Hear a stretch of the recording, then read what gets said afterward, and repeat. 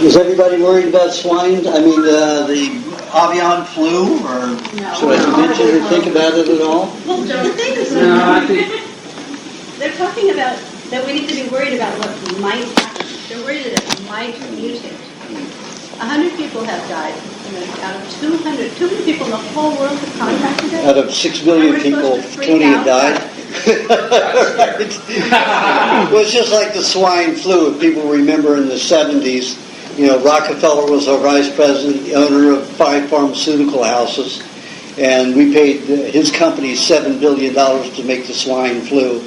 And I'd honor off a consumer advocate, and Dr. McBean, an MD from San Diego, filed suit against Ford, Rockefeller, and the federal government for buying and issuing those vaccines.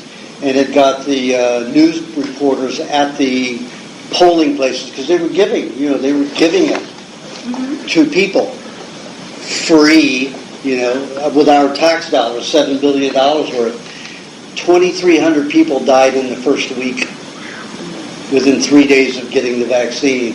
So it got shut down, and it's still in the vaults. So guess what's getting relabeled? A swine flu vaccine. And they resold it again. $8 billion we paid for it this time. And of course, it's preserved with mercury. Oh, yeah. And what is it? Mercury and aluminum. And Don't they expect coming from this? they haven't decided a name yet. I don't know. Well, it's Tamiflu. Tamiflu is what it's called. Rumsfeld owns that. Yes, absolutely. Yeah. Well, he owns part of it. Surprised he didn't turn it into a chemtrail. Isn't it coming the birds are getting sick from those sprays too? That's why they call it avian flu. Oh, and that's a good all idea. birds have a flu if they're raised in toxic environments. Well, that's Pigeons have a lot of flu because they grow up in cities eating cooked bread and stuff like that. So they get they don't utilize bacteria just like we do. We don't utilize bacteria as well. The contaminants in the food, the pesticides, the herbicides that are in food damage the bacteria on our bodies so that we can't cleanse ourselves in the normal process. So what happens, we have to resort to flus, which are viruses. Viruses are solvents, they're soaps that clean the body. So they don't reduce contamination, they spread contamination. So unless you have a very high, good diet, any kind of a viral detoxification is going to be difficult. So don't worry about avian flu. It's just another hoax to sell, to get us to spend $8 billion so they can stuff it in their pockets, which they did. But if they spraying from the chemtrails, let's say, give an example, the birds are flying up, they're inhaling that spray. Anything that causes pollution is going to make birds and everybody else sick. So that's part of the damage that causes the bacteria and parasites to be destroyed. So we don't have the natural processes of cleansing. So in the last 3 weeks, I decided to do a heavy cleanse. Sulfur is a nutrient when it's high in a food to get some of the heavy metals out of the body. If you understand cancer, they say that when you're in the throes of cancer, beyond the 3rd stage, 4th stage, you'll start demineralizing your own tissue and your own bones. You'll start getting osteoporosis because your body needs so much calcium and the other minerals in a good balance to bind with those poisons. So since I had chemotherapy and radiation, and I still get experiences of detoxing about every 18 months to about 30 months, 34 months, I'll have a detox. So I thought, well, I've got a whole month in town, so I decided to do it. So I put a half a cup of milk a half a cup of honey and 2 quarts of milk, and I'd been drinking that a day. And within a week of beginning that, I started getting all of these hives. It started crusting and turning black. and look at it under a microscope, you see I can see the different compounds that they use. They use mercurochrome during my stomach surgery, so that was coming out. I mean, I've got a black spot right here that just burned a hole right in it right there, and I do the scrapings and then look at it under a microscope. So I've got it coming out everywhere. I got injections on the butt, the arms, and then where they coated me with the mercury on the stomach during surgery. That's your spot. So, Oh, wow. Let's see. but there were a lot of them. This is just one of them, and they will just pop out within a few hours. And if you understand mercury, which you excuse me, if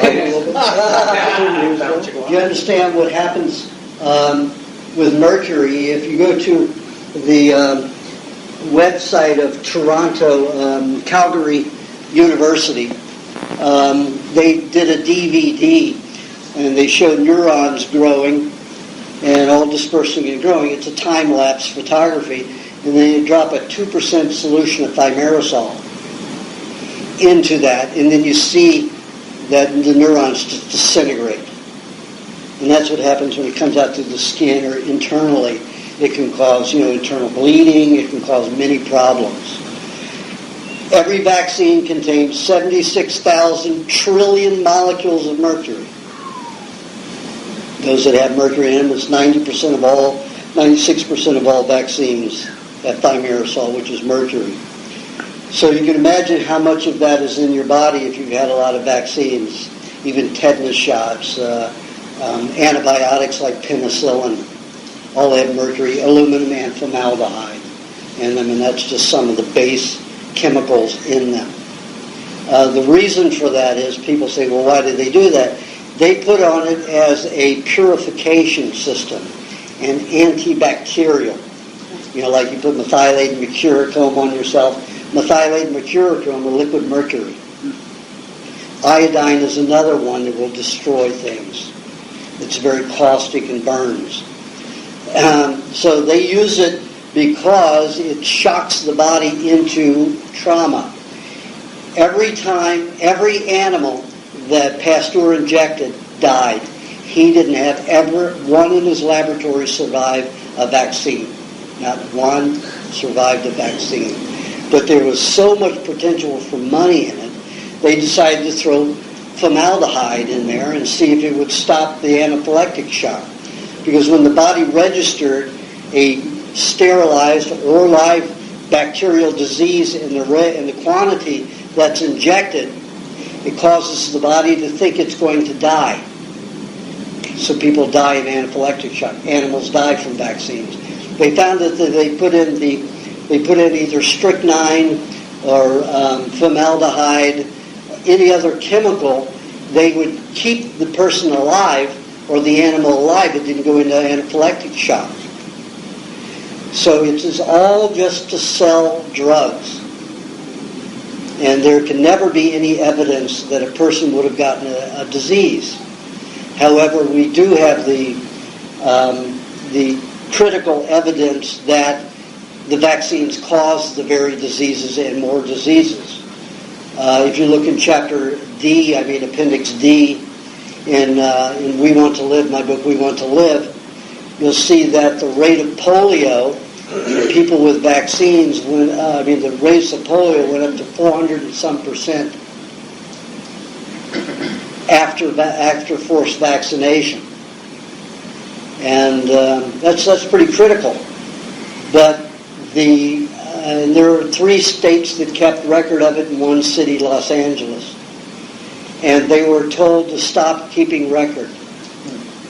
They were ordered to stop keeping record because they didn't want that information out.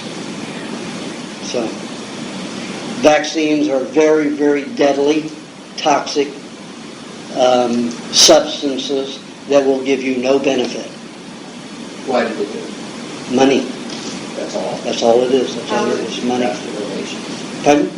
Just ask for donations.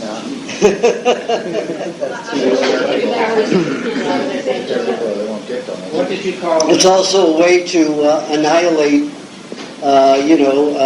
welfare people. I mean, Annihilate is what? annihilate, kill. They gave it to the World Health Organization and the country of the country of Britain, United Kingdom, and the United States paid for and gave 75 million vaccines of smallpox to Africans. Guess what happened to those 75 million people? 80% of them came down with AIDS. So it was a way for genocide. In Africa? In Africa. Yeah. So it's a way it's another type of war where they can take the resources of a country and rob them. And they don't have to use all those big military things. And what they did was those countries that had that kind of disease, that high rate of disease, the World Health Organization, with the funding from Britain and the United States, went in and said, we'll give you all of this money and support, but we need this as collateral. They're natural resources. They gave them money to get the resources and get them sick. They gave them money to treat the AIDS with Western medicine. Which they had given them in the first place. That's what gave them to them in the first place. So here, these African countries, not knowing any better, not having the science that we do, said, we accept your help. But when they accepted the help, the collateral was the resources and their government. So now the World Health Organization is set up puppet governments through the U.S. and in the United Kingdom, and we're running those countries and all the resources. Just 2 years ago in, Colombia? No, not Colombia. There was a South American country where they did that and they got the water resources. So nobody was allowed to even collect rainwater because this company that funded the country owned all the water rights. You could not even collect rainwater. So the people rebelled. They started killing the government. And within 6 months, they completely wiped out that company. The company was out of the country. It was somewhere in America. In South America. Yeah. So you see what big business is doing. People are greedy, and they're going to use whatever tactics, and you're just like an ant to them. You're very expendable. They have no remorse about stepping on you. The whole film Syriana was about that very corporate greed. Yes. Well, the constant gardener too, about medicine, constant getting gardening. people. And I think Oliver Stone is doing a film about that right now. Don't you get vaccinated when you go to Thailand and stuff? No. The only time you have to get a vaccine is if you go into a jungle. So let's say you fly down to Peru or some other jungle where they say you have to take a yellow fever for the mosquito bite. All you have to do is don't tell them you went. Show no records of going into the jungle. You fly down to Quito or some big city in South America, and then you take the bus or a private excursion so your name doesn't show up as going into the jungle. Then when you come back, you're not required to do it. As the natives. Pardon? As the natives travel. Yes. The whole idea that infection comes from mosquitoes is pretty bizarre in the first place. A mosquito, it's a female who does it, and the female was about like 10 to 15 times larger than the male. The male eats bee pollen, and so does the female, and just like bees, they live like bees, only they don't store the honey, the nectar, or the bee pollen. That's what they eat. And they feed on the very, very tiny little flowers that the bees can't feed on, because the bees can't suspend themselves on those tiny little flowers. Really tiny little flowers. So that's what mosquitoes pollinate and eat. The female collects blood, not for herself, but for her offspring, the larva. So what she will do is collect the blood. She sticks her proboscis deep into the skin and bites every cell in the area.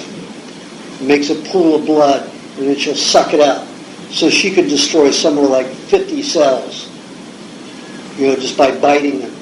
And it's you saw Alien, where that thing comes out. It's got all those teeth in it. Well, at the end of the mosquito's proboscis, that's what it looks like, and it just starts chewing all of the surrounding cells as the blood pools. They suck it out. They take it back to the creek or the water pond, or even if it's a little water that's caught in a leaf on the ground, and that's where she's laid her offspring, the larva. Then she will just have a little bubble and put it in the bubble, and they swim up, and they just keep feeding out of that blood bubble in the water, and that's how the larvae eat. When she does it, she doesn't contaminate that blood. That blood's to feed her offspring. So if you think that there's some kind of filaria, as they claim, with elephantitis and malaria, it isn't. That's how they get you afraid, so that you can see, you imagine an enemy, and that enemy is the mosquito. But there's no evidence that you can get any kind of disease from mosquitoes. It is the diet, no matter what it is. And if you go down, they tell you to cook everything. When you go down there, they tell you to boil water, eat steam, or cook all of your vegetables. And it is a ludicrous process because you're more likely to get a disease, a detoxification. Example in point was in the mid '80s they made a movie. Let's see, what was his name? Won the Academy Award for Who's Afraid of Virginia Woolf, cinematographer. Anyway, he wrote and directed a movie called Latino. It's about our involvement in Nicaragua in the '80s, and it was bad on the American. And there were two soldier leads, and one of them was on my diet. And he brought this long list to me. It was about a legal-sized paper. It was everything that he was not supposed to do. If you're going to take showers, use lots of soap. Dry yourself very well. If you can, use distilled water for your shower, even better. Boil your water if you're not going to drink distilled. Distilled is best. Cook everything. If you're in the swamps, do not touch your face before you wash your hands. Take all of your clothes off and have them bleached and and heavily laundered before you wear them again. This whole list, I said, Tony, you do everything just the opposite it says, and you'll be fine. Drink the swamp water, because Nicaragua is one of the great lakes of the Central American countries. It has more water per space area, so there's lots of swamp, as well as the lakes there. So, of course, during the shooting, they had to go through the swamps. So he was drinking the water, he was eating the raw meat in the restaurants. Out of all the 43 to 46 people who were in the crew, he was the only one who didn't get sick. Robert Beltran, who's the star, got so sick he lost 50 pounds, and they had to shut down the film for 5 weeks. Tony did not get sick. So, case in point. Okay, we're going to do questions and answers now. We're going to start over here with Jim. All right. Anonymous person who's been trying to get on the diet has an affliction, like where he took a medical drug. So now he's hooked on a medical drug, trying to get off the medical drug, which is, if he doesn't take it about every 3 days or something like that, then the whole thing just comes back in on extreme pain and all that. What's the condition? Gout. Oh. Yeah. And I finally gave up and I took the pill that they recommend, and I started out. I took it intensively, and the big swelling went down. And, I got the thing under control. Except now I'm on a drug, basically, and I've got to smooth out. I've got to get off the drug someday without, So why didn't you go? Well, I got your recommendation, but I was in the kitchen all the time with the pain formulas and soaking in hot water and doing all this stuff. Yeah, but maybe I've come up with something new. Oh.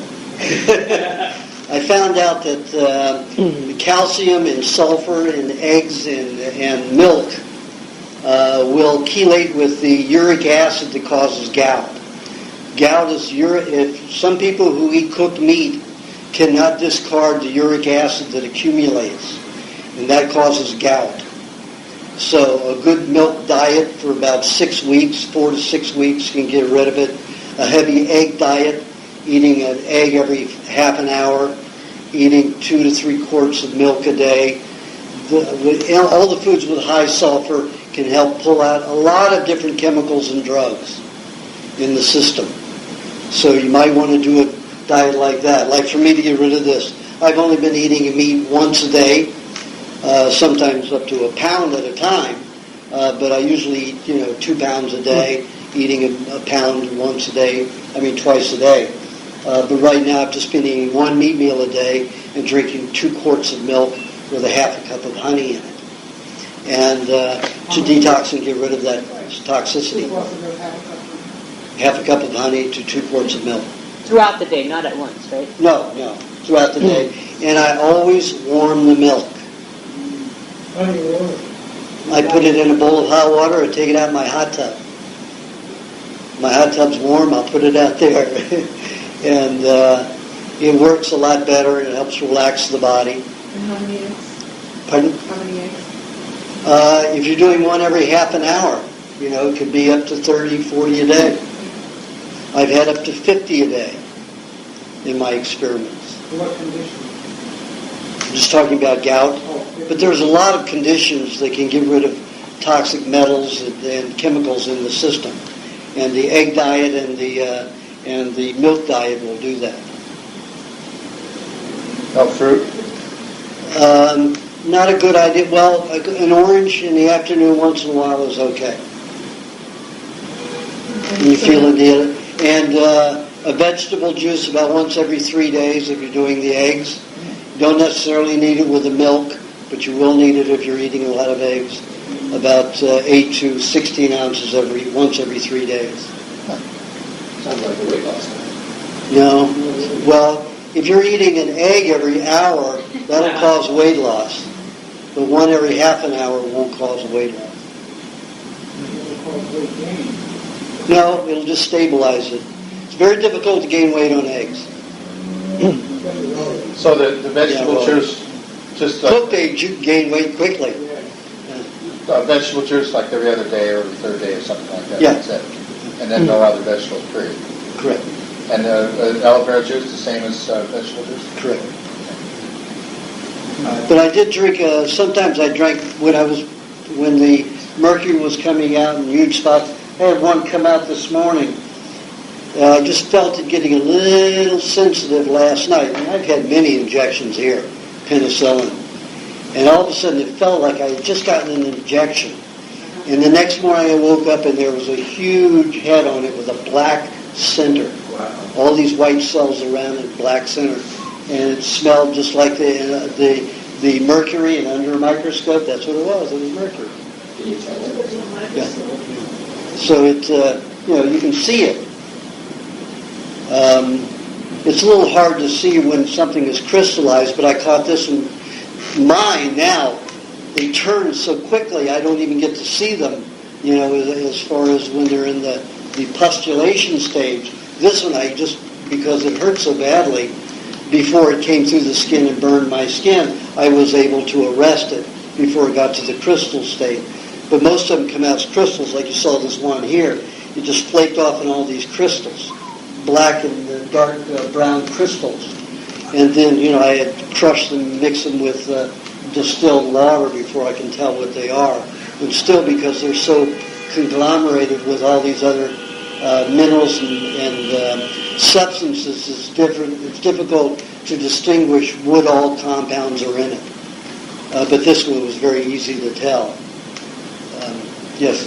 One time you said that don't have egg with milk. Well, how could you have 30 minutes and all that milk at the same time? I didn't say. I said you do either an egg diet or you do a milk diet. Oh, yeah. But I say you can have milk and eggs together. I wasn't able to eat milk, eggs, and honey together for many, many years. I got stomach cramps. I could eat eggs and milk together, or I could eat honey and milk together, but never honey and eggs.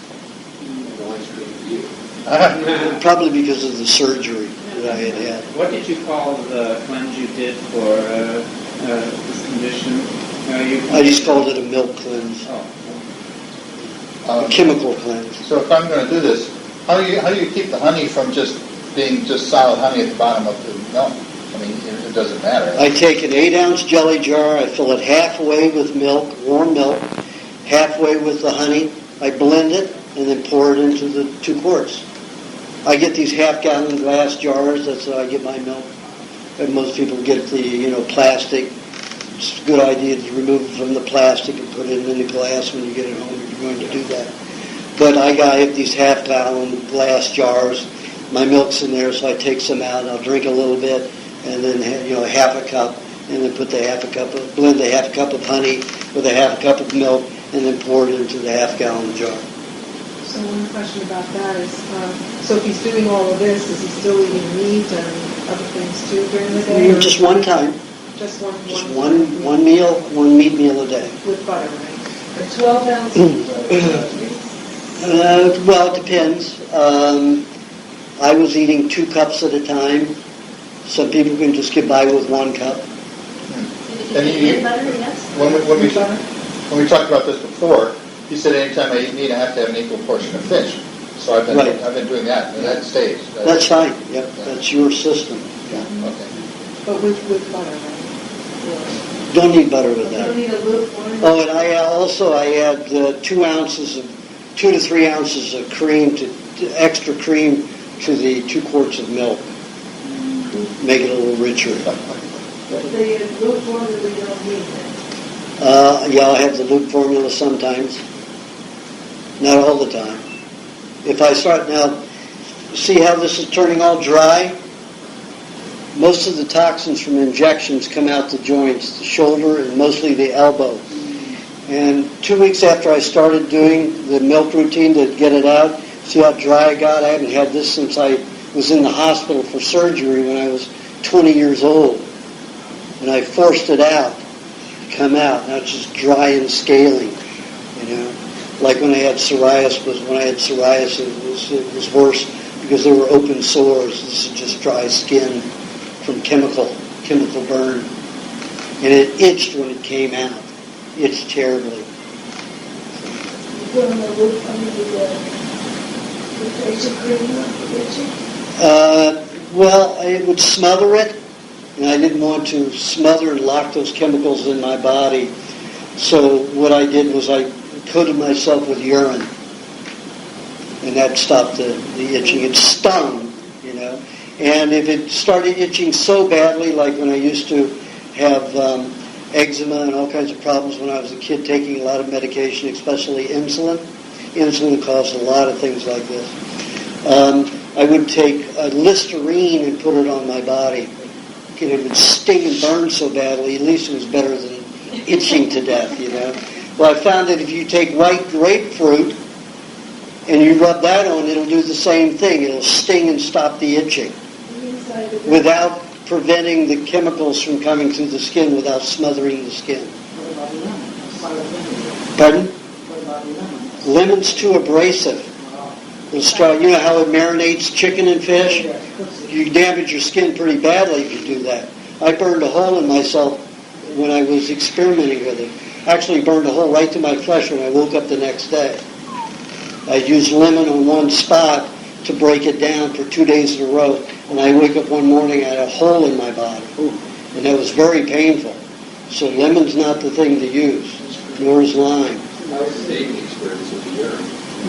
Oh, I did. I've been at home. You know, been at home. Like I said, I got 4 weeks at home without traveling, so I was going to take advantage of it. The side of vinegar, is that, Pardon? the side of vinegar reduce the abrasive to the skin? And that'll also marinate your skin. So, but the grapefruit doesn't for some reason. From pineapple. Pineapple would burn a hole right in your skin. The pain. I've tried everything, and grapefruit's the only thing I found that worked in a condition like that. Okay, do you have a question? Can you reiterate the benefits? Okay. I'm going to repeat it. All right. Can you reiterate the benefits and use of coconut cream? She wants me to reiterate the benefits of coconut cream, the uses and benefits. The actual raw, that you get in the Beverly Hills Juice Company store. Right. Coconut means you take the hard, mature pulp of the coconut and you juice it. You separate the pulp from this cream. We're not talking about the coconut milk or the coconut water, as it's called. We're talking about the coconut cream. The white fat that comes, the fats and oils that come out of the meat of the coconut. What's the oil then? It's not food. That's coconut oil. And that's squeezed out of the same white stuff. That's fermented out of the white stuff, or centrifugally spun. And the coconut cream, if I put it, see this piece of metal right here? These pieces of metal? If I put coconut cream on these, within an hour it turns gray. Starts ripping the metals out of these, off of these metallic substances off of metals. Very quickly starts dissolving them. So it's very good to dissolve a lot of different compounds in the body. Excellent for detoxification. But coconut cream can substitute for dairy cream and butter 15 to 20% only. But it is mainly solvent oriented. It does have some. Now the coconut oil does not. Coconut oil is purely an oil. It causes a lot of heat in the body. You can use it to, let's say, generate energy in the body to burn, to have energy to burn as fuel for energy and for heating the body. And for protecting the skin from the sun, so you won't burn. Coconut oil is great for that.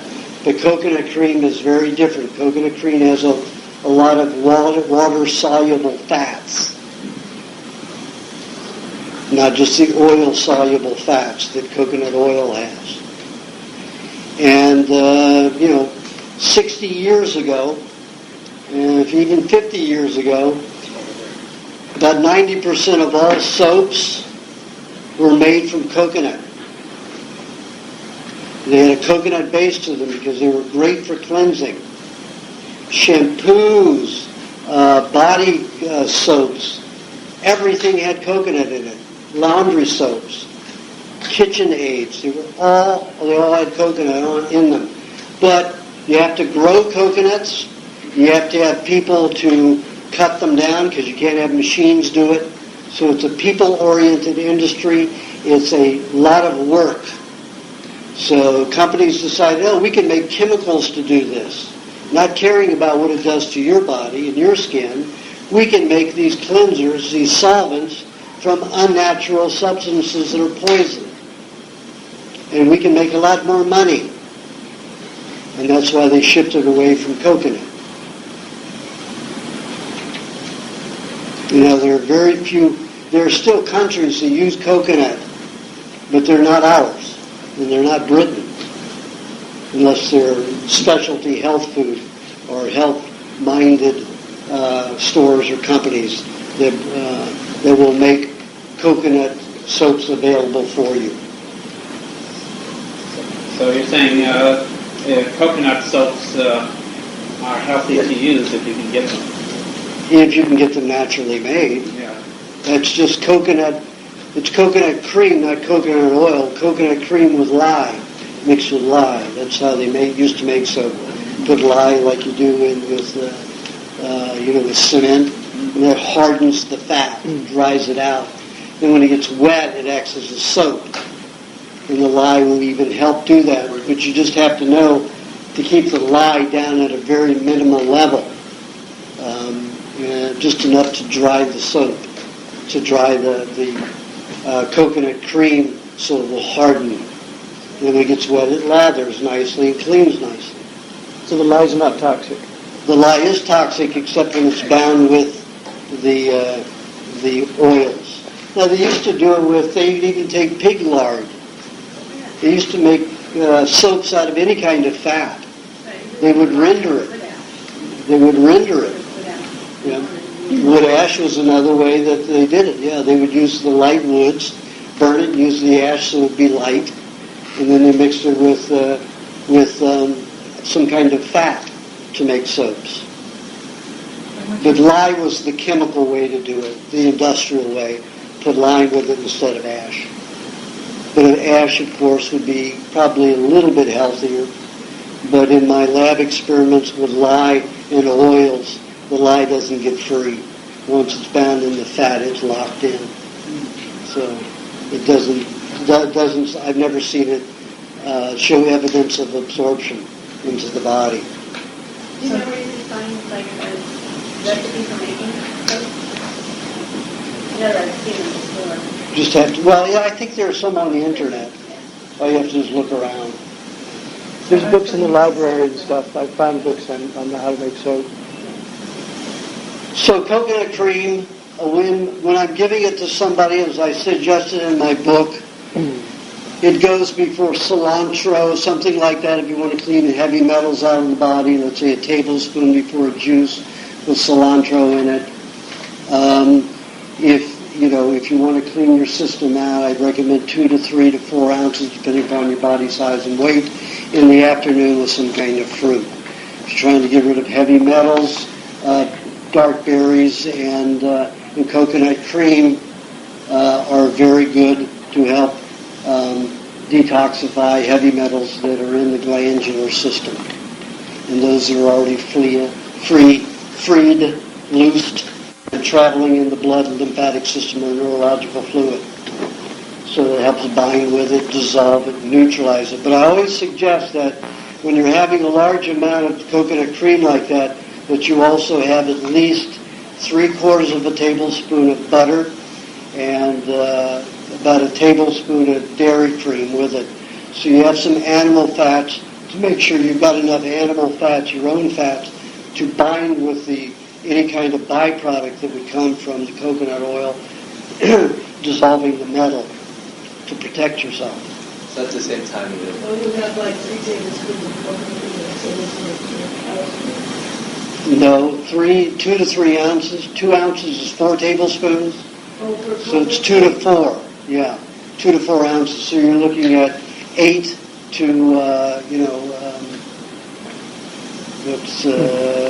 8 to 16 ounces, or 4 ounces times 2 is 8.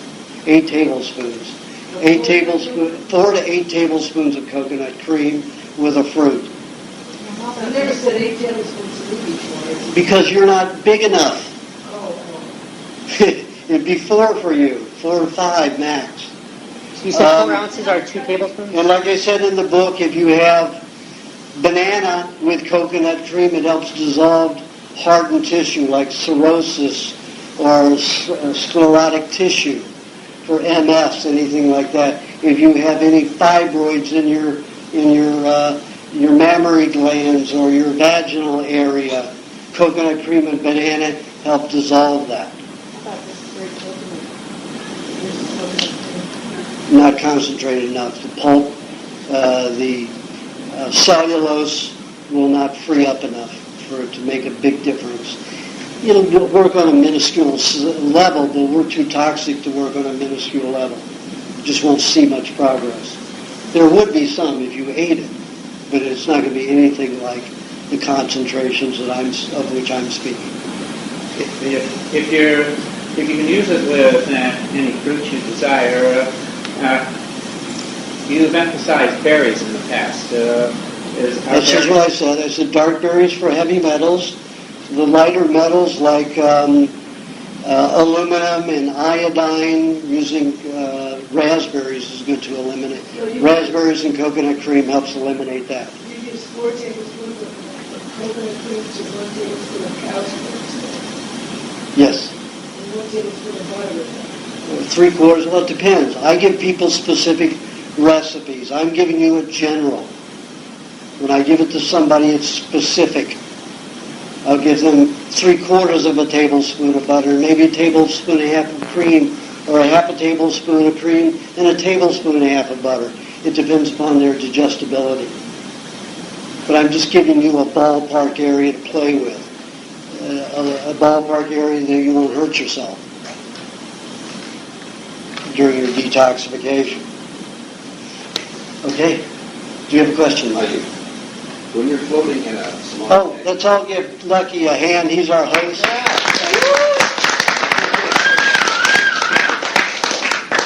when you're floating in the samadhi tanks and there's 800 pounds of salt in there and you get out of it, you're covered in this white brine.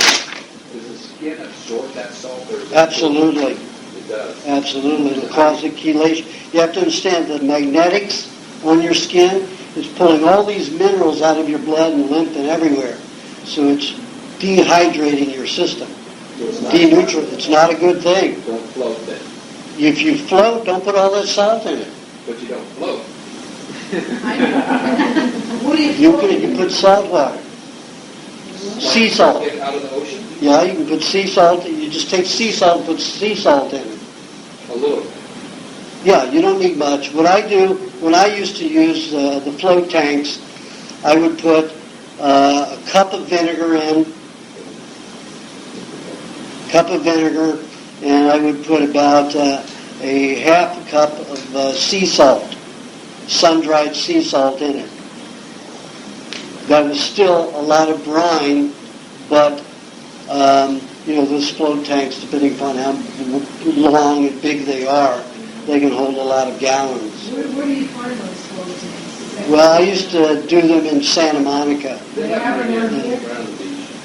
When they're full of salt, they're 800 pounds of salt and 11 inches of water, but you float and you feel like you're in the womb. You don't hit Yeah, well, what I would do is I would just float enough to where I didn't feel myself touching the bottom very much or barely touching, and that's, you have the same sensation. Whereabouts is it? Same sensation. 801 Ocean Yeah. So I don't suggest that you go in that. You get your own and make your own. You'll do that. Yeah. Do you have a question, Liz? Yes. I'm planning to go on a weight loss starting tomorrow. I'm wondering, do I leave out corn oil for fruit and coconut cream if I am on a weight loss? That's the first part. Good question. When you're on a weight loss, it's to remove the fats that are already chelated with a lot of poisons in your body. It's not to do more detoxification. So if you're going to eat foods that cause detoxification, your blood and your neurological system and your lymph are going to be too low in fat to protect you from damage. A lot of those toxins may go right into your cells and damage your RNA and DNA and the cells in general. So you do not want to eat detoxifying substances while you're on the weight loss. Okay, What's that mean? What kind of food is this? Well, in the book I have the, you're eating eggs and meat That's it. and some honey and butter, a little bit of butter, very little bit of butter. You changed your ratio. You told me pineapple, 4 tablespoons of pineapple, 4 tablespoons of cake.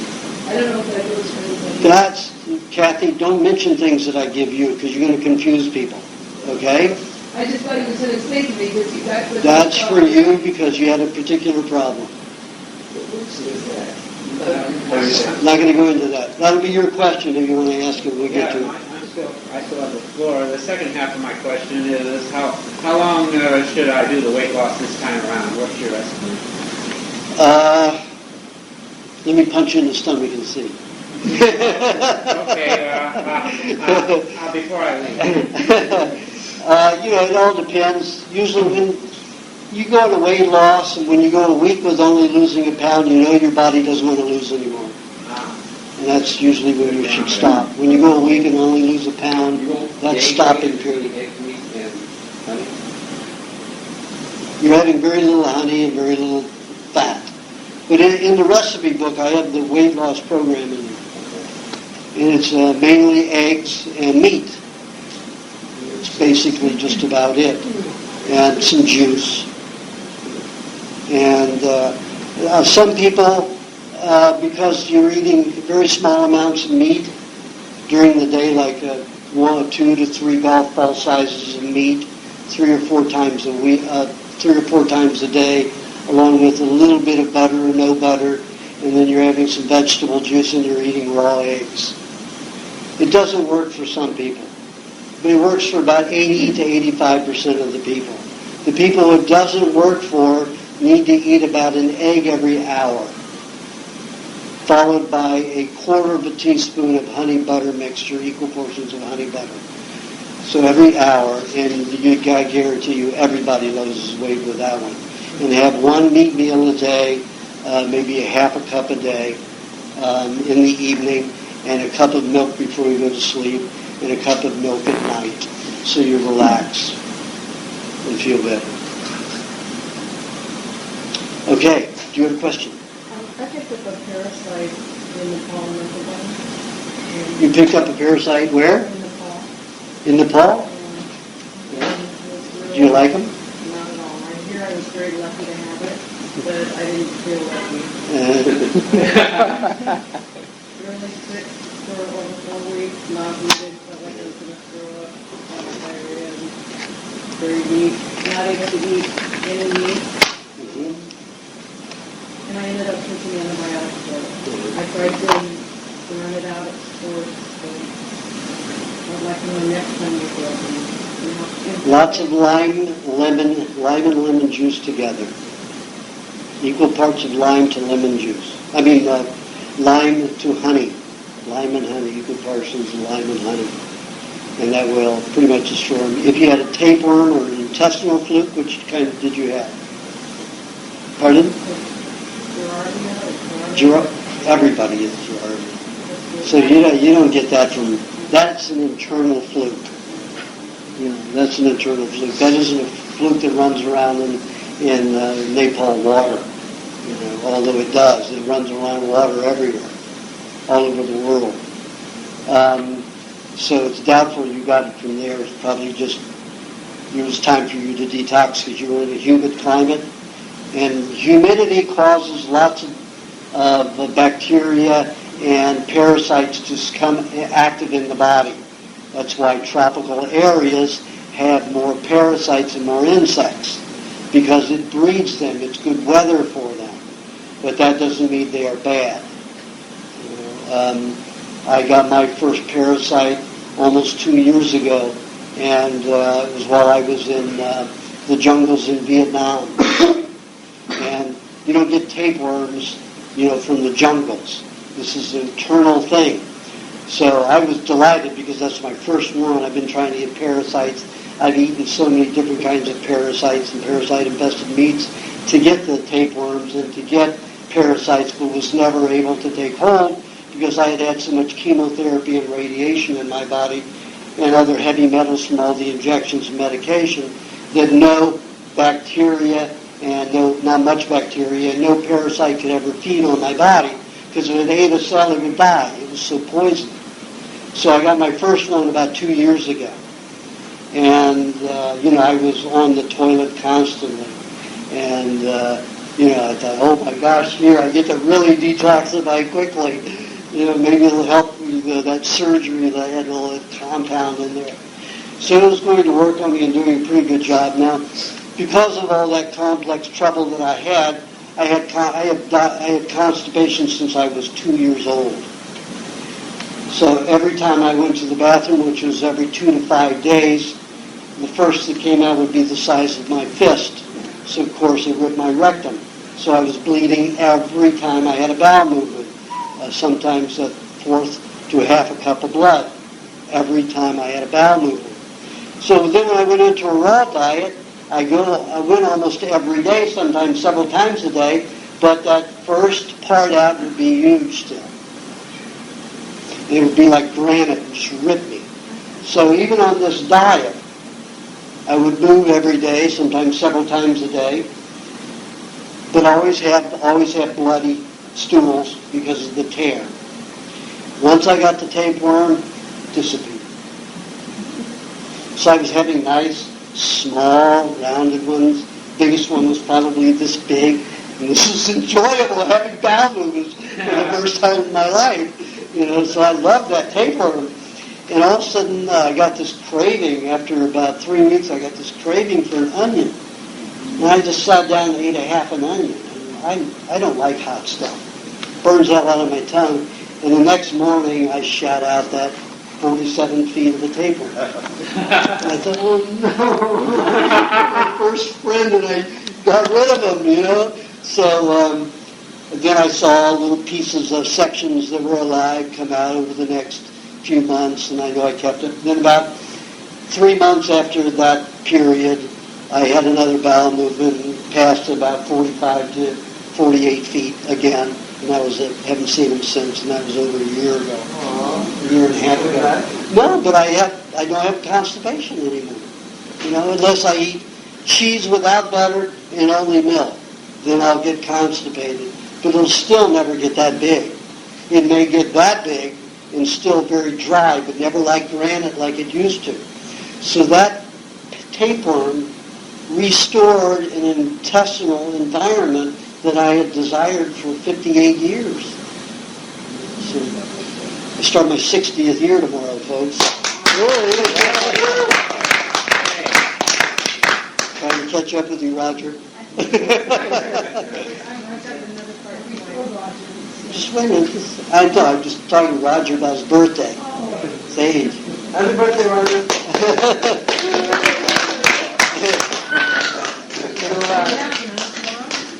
So, yes, I'll be 59 tomorrow. Sorry. Now that I've taken antibiotics, which I haven't had for many, many, many years, what can I do to help out? You've destroyed your intestinal environment. You've destroyed the bacteria.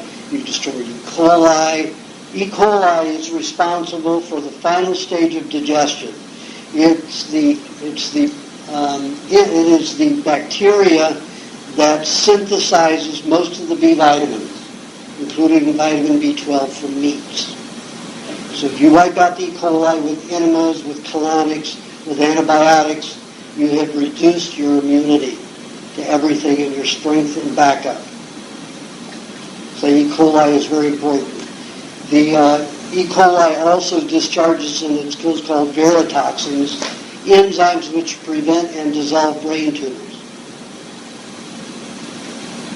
The trichinosis, the whipworm, that all humans used to have up to about 10,000 years ago, and many still had, the Africans still have them, produces 3 enzymes which prevent pancreatic cancer and one that prevents brain tumors.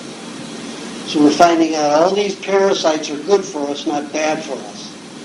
And we'd be a lot healthier. And all the animals and humans who have them are healthier in digestibility and digestion, everything. They do a lot better. So parasites are your friend. If, though, you are so toxic with the decaying tissue, without the poisons that, from pesticides and all of that will kill so many of them, you will be fed on by a lot of parasites. It's like third world children, the WHO, World Health Organization says, we're going to help these poor starving children in Ethiopia and everywhere. You know what they give them? They pay the cereal industry billions of dollars to get them shit, garbage, and denatured food. So these children eat these cereals, which are highly toxic, and most of them are fried. So what happens is you have all these acrylamides that build up. And with all these acrylamides, it poisons the children. So these get these tapeworms that try to reduce the sugar in the body, in the intestines, and that's what the tapeworms are eating. They're eating sugar-damaged cells and excess carbohydrate byproducts. So they are necessary. They're not causing the starvation of these children. They're putting little smoke screens up and saying that's what's causing it, the tapeworms. No, it's the toxic food, non-food that they're being fed, they're causing them to disintegrate. The human body needs meat, milk, some kind of animal protein to sustain itself, especially tribes in Africa who that's what they've lived on for ages. They are not cereal-oriented individuals. Yeah, Kellogg's is one of the biggest, and Purina. Are there dangerous, especially bacteria and parasites? If you, like the children, their whole bodies are decaying because of this food substance that they're getting, then, of course, you can have parasites eat up your body. Let's say your liver is completely damaged, and a parasite goes in to help you clean it.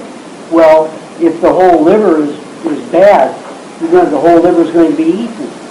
Could. That's not a normal scenario, but it's a possibility. So you may have, 20 people out of 100 people die from it. That's not a lot of people, if you're looking at average. But it's still, that's a big chance, dying. What about like that trend that you go to the Midwest or something in ponds with the skeleton and damage the brain and other parasites that can damage the not? Well, a lot of those are stories. The only one that I saw that was real was the one in South America that if you urinate in the rivers, a small fish will go up inside your penis or your vaginal area, your urethra, if you're urinating. And that, it locks itself in. It's called a silverfish. And it's a parasite. And it gets into areas where there's ammonia. It likes an ammonia environment. And it doesn't kill anybody, but it's a very painful one. Pardon? And it has to be removed surgery because it locks itself in with all these spines. And it will go in, and let's say it's this small when it goes in, and if you leave it for, let's say, a month, it can grow this long. And that wide instead of just, very, very thin. So it'll just keep bigger and getting bigger and bigger. So your penis may get bigger and bigger, but it's a painful experience. What country was this? South America. Jungles. Amazon. I think the one that I actually saw was in Argentina. I think it was Brazil. And they also have one for the record, too. Well, if you're going, your orifice has to be open. And the only, urethra is never open unless you're urinating. The rectum is never open unless you've gotten in after having anal sex. Or, you have a bowel movement. So that's not really a big problem. But if a female goes in nude and she's open, she's in trouble. One of those things. Do you have a question? Yeah, in your second book you talk about, you give like temperatures, like around 38 degrees or 45 degrees for about the coldest you ever want to have your food at. I was kind of wondering, what happens to food exactly below that temperature? It starts altering then. When it's frozen, it alters them critically. So you lose the nutrients? You lose some nutrients, absolutely. Does it become toxic, food? Well, it depends upon your digestion. Sometimes, let's say, if you can handle those byproducts from freezing, you will have some problems. But it's not anything compared to like heating food? No. It's like a minor thing, so you lose a little bit of nutrients. It's not anything. Well, let me put it this way. When I fed animals the same meat, part of it frozen, part of it cooked, one group frozen, the same meat, unfrozen and frozen, all the animals that ate, and that's all that I gave them, only the frozen meat. They didn't get any milk, they didn't get any dairy, they didn't get any dairy at all, and they didn't get any honey. And Nothing else. All they got was the frozen meat. The animals who ate it raw, no problems, all the way into 3 months. The dogs and cats who ate the meat frozen all got skin disease within 6 weeks. Wow. And then I took, to experiment that further, I gave them raw butter to help them heal, because butter goes to the skin pretty quickly, especially on carnivores. So I gave half of the group that were sick frozen butter, unfrozen butter. The ones that got the frozen butter took 3 to 5 times longer to heal. You feel them while they were eating the frozen meat? You stop eating them. I stopped feeding them frozen. I didn't feed them anything else but butter. That's all they got. That's all they got. So if you kept your fridge, I usually keep mine at 45. I keep but if I kept it, let's say if it went down to 35 and nothing froze, would a significant amount of nutrients get lost? Yeah. So 48 is the optimum temperature then? Well, not raised at the low end. It's low end. 48 low end. 48 low end. 45 is really the low end point where damage starts happening. But if you keep it at 48, you're likely, if you make a mistake, it's only 3 degrees.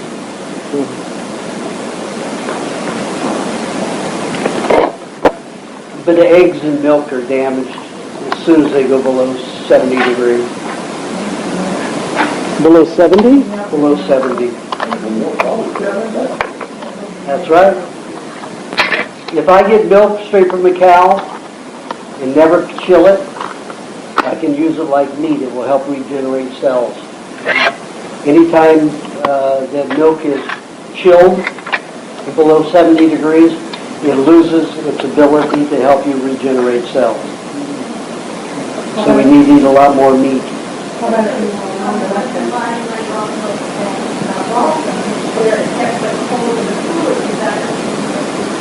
It won't help you. It won't help you.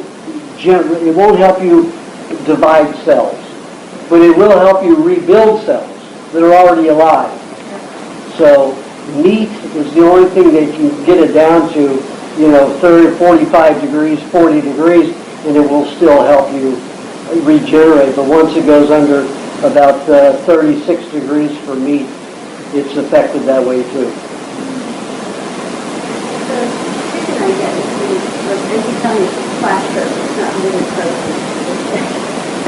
But it is, right? I would say, okay, if I flash freeze you and I thaw you out, would you go to work for me? It's hopefully it's not like all the way frozen, it's just kind of chilled so much Flash frozen means it's frozen to the core. It just means it's done so quickly that there hasn't... See, normally when something freezes slowly, it's like you will die slowly. Chemical changes will occur in your body. Okay? So if you freeze yourself quickly, you've prevented all of those chemical changes from happening while you're freezing. But when you thaw out, they're going to happen.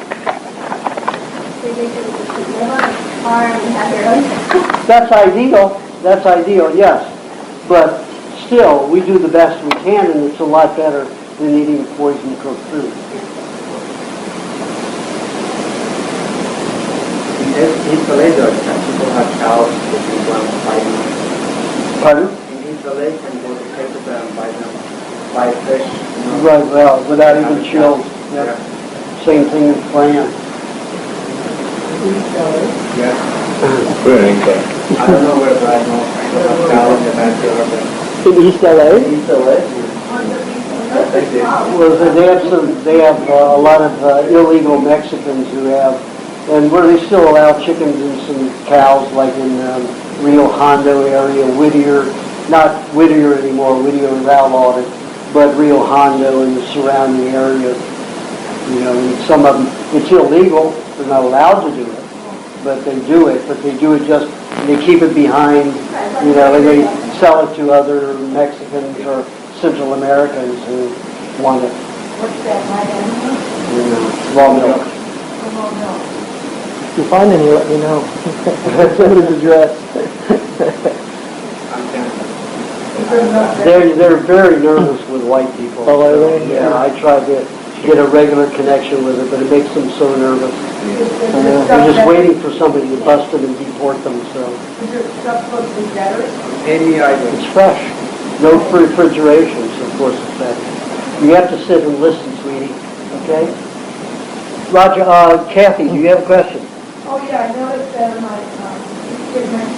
baby was on my nail, and I never have been able to go on nail and keep it without breaking. Congratulations, getting healthier every day. Now, do you have a question other than a comment? Yeah, being tired, more or less. Well, you're on a weight loss. I know, but there's other days, I'm not on the weight loss. There wasn't, so So that usually happens on the weight loss.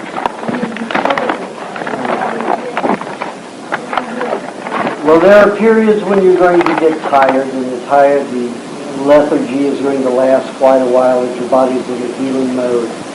90% of the healing happens in the sleep state, or in a very alpha state where you're very relaxed.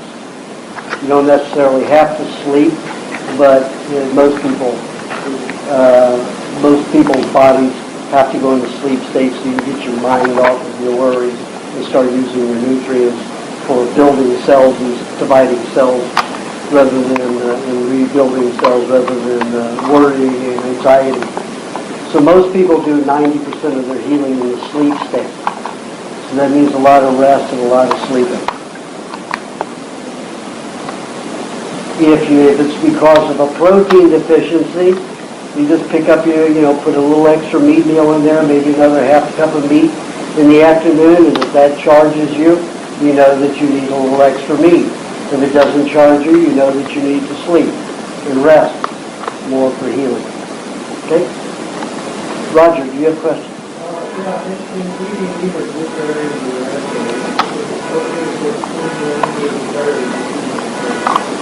Always better to have a fat with any kind of fruit. Always. Remember, fruit, no matter what it is going to force detoxification. The tribes who don't eat cooked foods like the Maasai, it's illegal to eat fruit because it detoxes. They don't need detoxing because they don't need anything polluted. And it causes the children and the people get erratic behavior. So they do not eat fruit, even in its green state. Other tribes will eat lots of green fruit. But and like I say in the book, anytime you eat fruit, you either have a hell of a load of fat in your stomach already, or you eat fat with it. And you don't have a hell of a lot of fat on your body. So you definitely need to eat fruit with it. Fat with the fruit. People say, well, you're pretty skinny. Well, I'm thin because I've been eating raw foods since 1972. So the fat molecules, when they're raw, are very small, very powerful, very concentrated. When you cook a fat, it swells 10 to 50 times its normal size. Guess what? Look at this, okay. I have a little bit, not much, tight legs, no fat anywhere appearing. Anywhere else but a little bit right here. You know what my body fat level is? Normally, what people, when they're men and they're my size, what do you think the fat level normally is? Pardon? That's right. 7 to 15%, usually 7 to 12%. I am 22% body fat. Wow. So I'm really bigger than he is if I had cooked fat molecules still in my body. I'd be about his size. He's about 22 to 27% body fat. Yeah. So that's what I would look at if I still had old, swollen fat, cooked fat molecules in my body. And they say you're supposed to be around that 70. Athletes say that for performance. Is that true? It's not true at all. I've got athletes who are, who take time, when they go on the diet, they take all this time off, and they gain 5 to 10% body fat. It's the quality of fat that's important.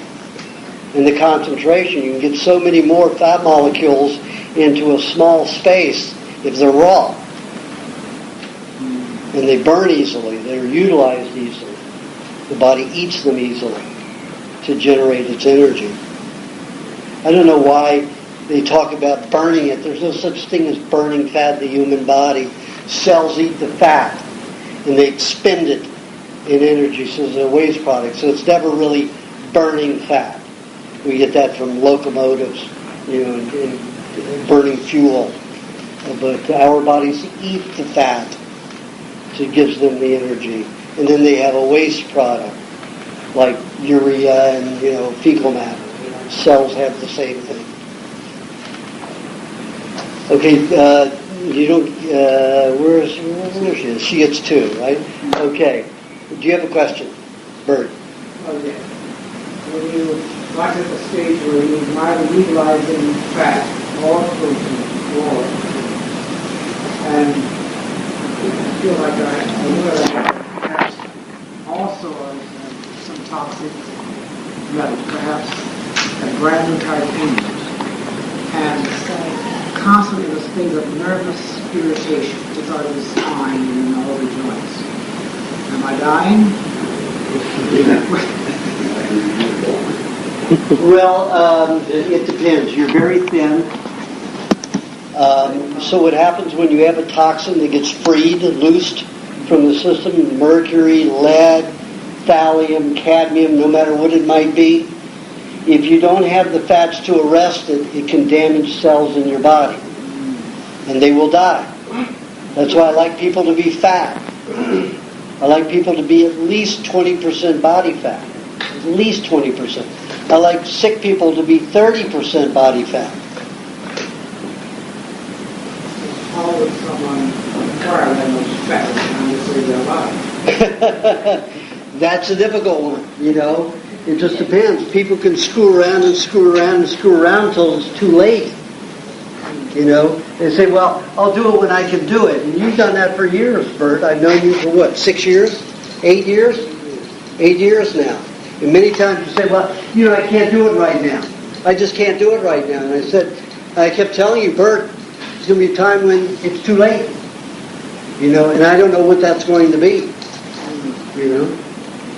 But I've seen some people, it's too late. Especially if they're skinny. If they're fat, I'll never say it's too late.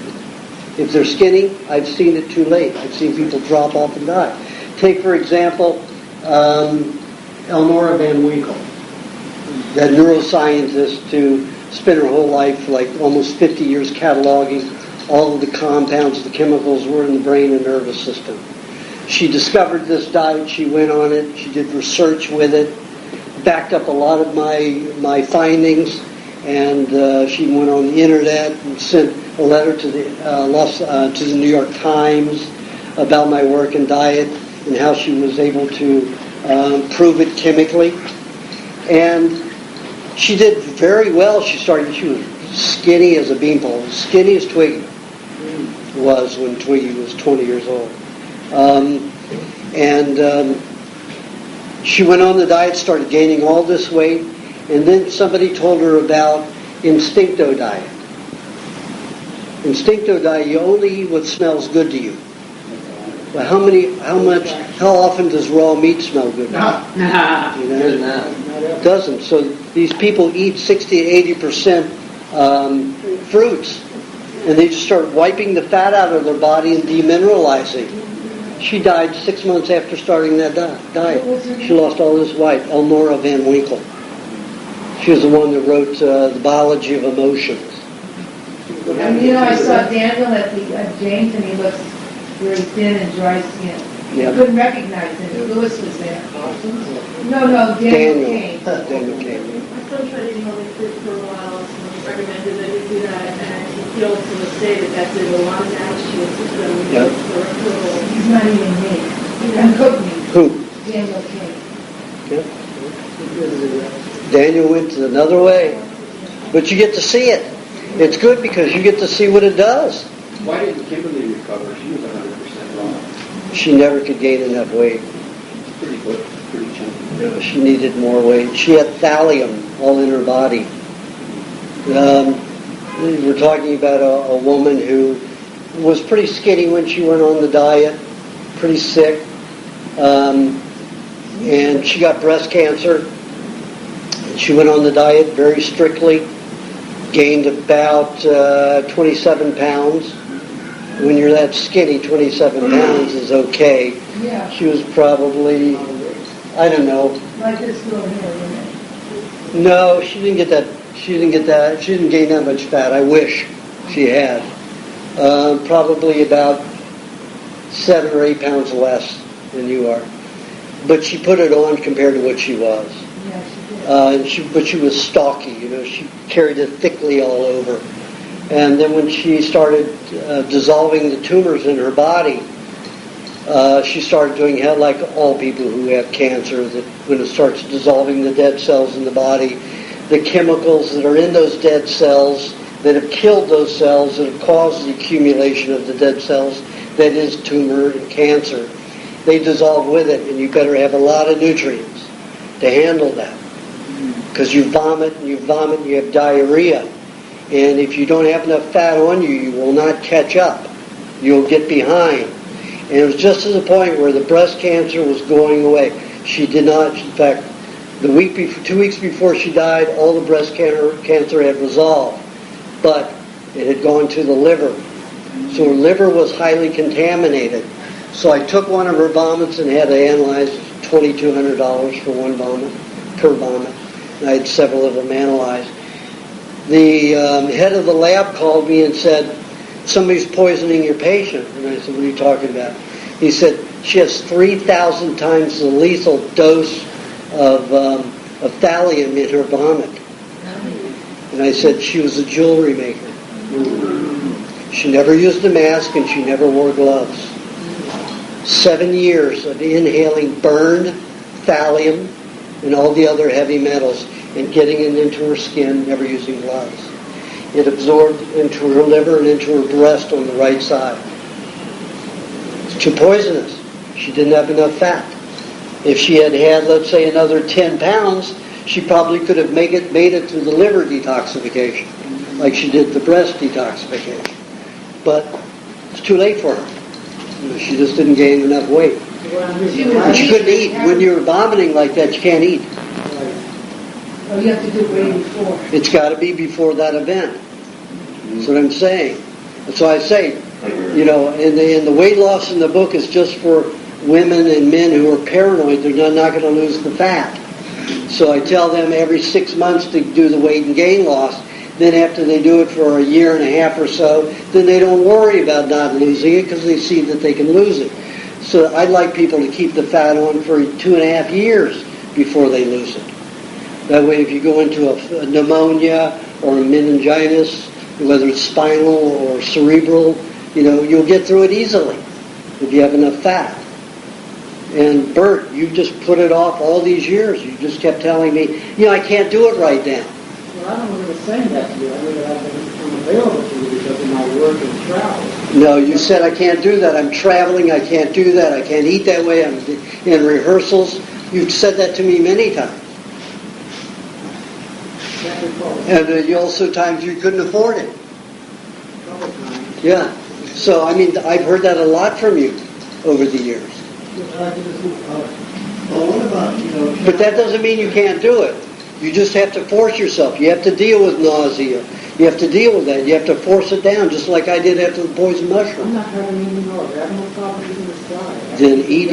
You have to eat a whole... What I do have is a huge gallstone in the gallbladder.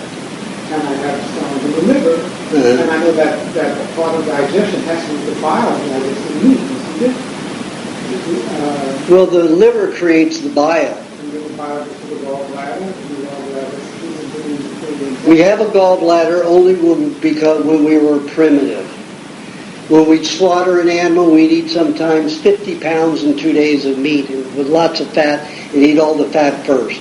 Your liver cannot produce enough bile to digest that much fat in a 48 to 72 hour period. So the gallbladders, when we were primitive, and had to eat a tremendous amount of fat and meat at one time. The liver, as much meat, if you ate 2 pounds of meat with about probably a half a cup of butter a day with probably 2 dozen eggs, your liver, even if it has a stone in it, can produce enough bile to handle that much food. Correct, no. Your liver produces enough. It doesn't have to store it in the gallbladder. That's just a reserve. That's why people can have their gallbladders removed and there's no problem. Yes, the anesthesia might kill them.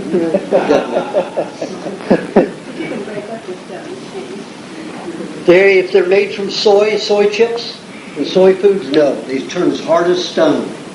And there's nothing I can do to dissolve it. Normally, you could take, some sparkling water, some lemon, some vinegar, and, some clay, and mix that together, and with some kind of, coconut cream or olive oil, and it'll break up stones.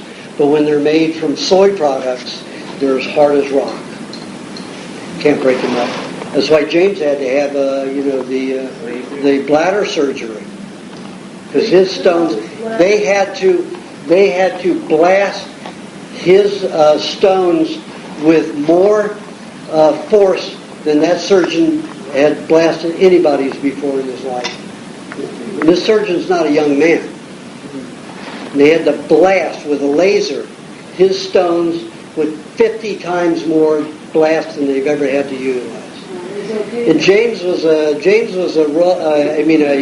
vegetarian for 30 years. He lived on soy chips. What's a soy chip? Soy product. Potato chips? Yeah, potato chips are made from soy and boiled in, fried in soy oil. It's like rock. They're pushing it on even Whole Foods, a lot of soy products. Absolutely. Big money. Big money. Do you have a question? Very interesting, observing everything.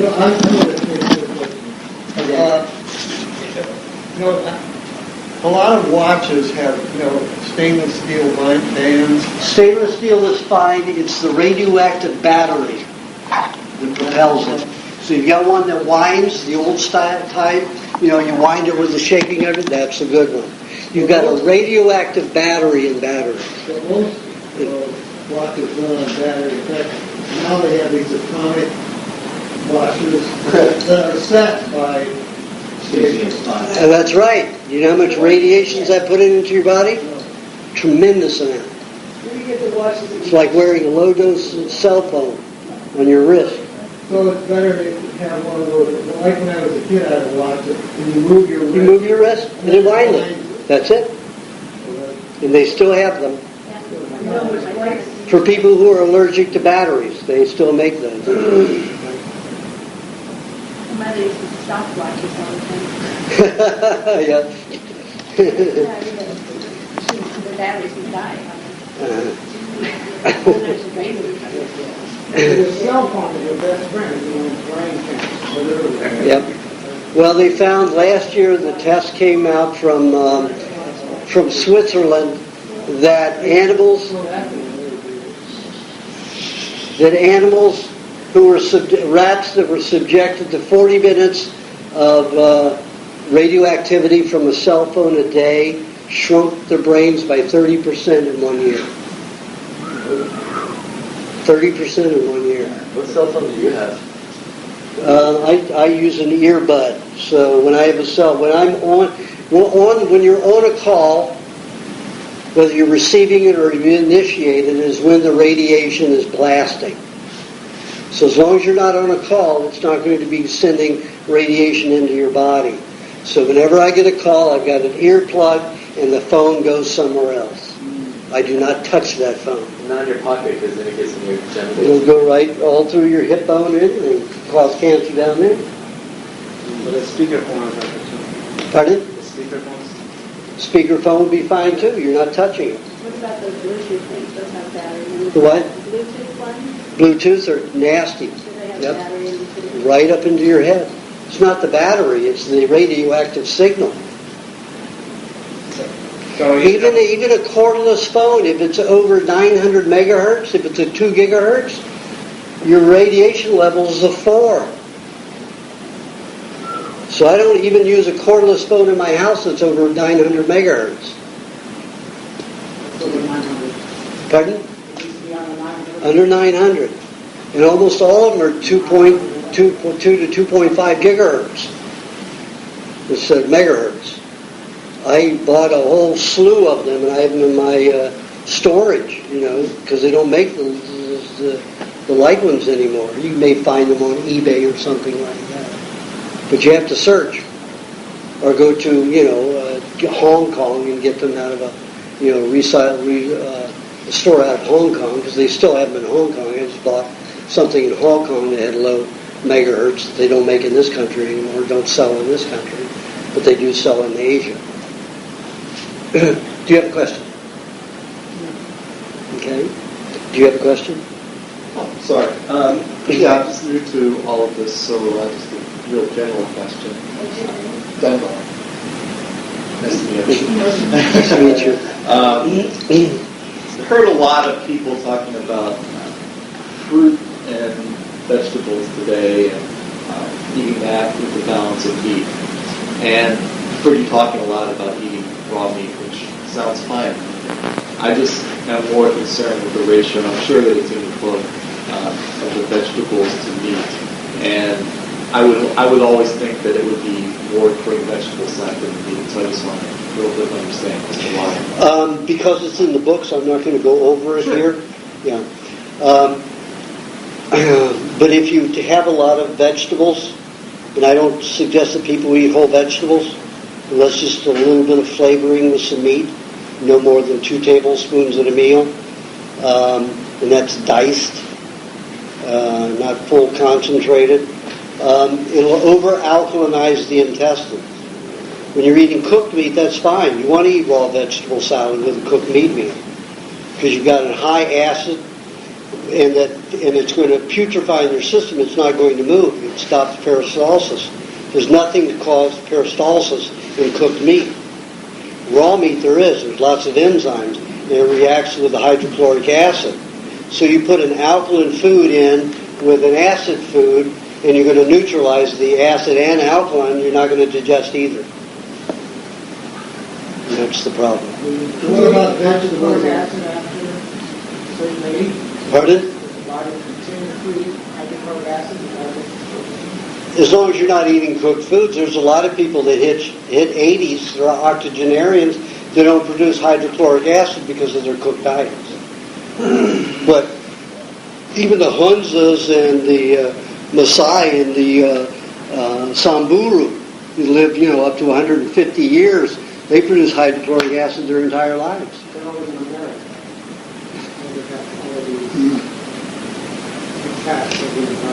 Yeah. Well, most of the worst attacks are the worst in your food. So if you can minimize all the damage, the rest of the toxicity in your environment, and survive pretty well if you're disciplined about your food. Very disciplined. Yes? So how do we get roughage since we're not eating the vegetables? Okay, I've been doing just a milk and a meat diet. I've been eating no fruit, except for maybe a little orange juice. So I eat no pulp. And I had 4 movements today, and 2 of them were this big. And I had probably about 2 pounds of fecal matter today. I didn't eat any pulp. That is all horse manure. You don't need it. We're a human system. We don't need that. We don't need bulk. Unless you're eating cooked food, yeah. Then you better have something to push it through. Do you call tomatoes and bell peppers fruits or vegetables? Fruits. What? Tomatoes? They're fruit. Tomatoes are fruit. Raw fat. Pardon? They rot fat. You eat them. Tomatoes do it minimally. And bell peppers. Bell peppers will, because they're high in vitamin C, will burn fat. Also cause dental detoxification, so be careful with bell peppers. Some of these people say that these human bodies that were natural fruitarians. What are they talking about? They're theorizing from no experience. I thought the same thing. Your gorillas eat, every 28 days they'll eat 14 pounds in a 24-hour period of meat. So these people didn't observe them very well. Most of your monkeys all eat meat. Even the chimpanzee. The only monkeys that don't eat much meat are the killer monkeys. What they do is they go on a fruit binge. They'll eat all these fermented guavas or figs or overripe bananas, and they'll just binge for 24 hours, and then they'll go on a killing spree for 24 hours. That's it. Hitler was a vegetarian, a die-hard-in-the-wool vegetarian. You saw what happened to his mind. So is there a difference between the animals like cows and such that are more vegetarian? Yeah, I talk about that in the book. I describe the difference between the digestive tracts. Do you have a question? Yeah. I'm doing a lot of dairy, but I don't recall reading very much about goat milk as opposed to, I did read some, but as opposed to cow milk. Well, like I said in the... Another portion of the protein and sugar that's in our different, Not really. not enough. In pasteurized milks, goat milk will be a little bit more digestible. But in raw, I prefer cow's milk because it has more fat in it. And the fats are a little bit more concentrated. Goat's milk has a lot of adrenaline precursors. So if you're sluggish, if you're diabetic, goat's milk is a good thing. And you're very overweight. But if you're underweight or very sick, cow's milk is the way to go. Much more nourishing. If you feed a thin person goat's milk, they're likely to get hyper and lose more weight, not be able to gain weight. I've been losing weight on this diet, not intentionally, I just haven't been hungry and whatever. But it sounds like I ought to stop doing that. Well, you may want to take off 10 pounds of the old toxic fat and put on the good fat. That's what I suggest people do. And so a lot of people will do it when they get on the diet. They'll lose weight, and all of a sudden, once they lose it, then they start getting fat with the good fat. And that's the fat you want to retain to protect you. Because the old fats won't protect you as well. They will protect you. Give you an example. Like Friday, I leave for Asheville, North Carolina. I go there about once a year.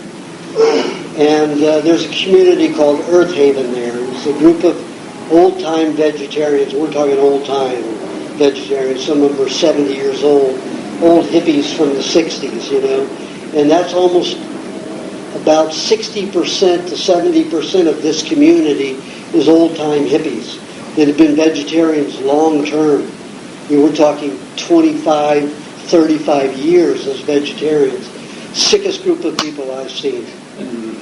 And another side to that is that 50% of my cancer patients were long-term vegetarian. Anyway, this group, they're all hippies, and that's the type that's there. And all of a sudden, about 2 years ago, a fellow who looked like he came out of a motorcycle gang came in for a private consult. Pardon? Yeah. So, it was after the workshop, and the next day when I see patients, the next few days, and he was one of the people who had signed up for a private consult. And he was probably maybe 20 pounds overweight, 23 max. And so he wasn't skinny. He was, not quite as large as you are, but close. And but he had all this thick skin that had been drug damaged and alcohol damaged.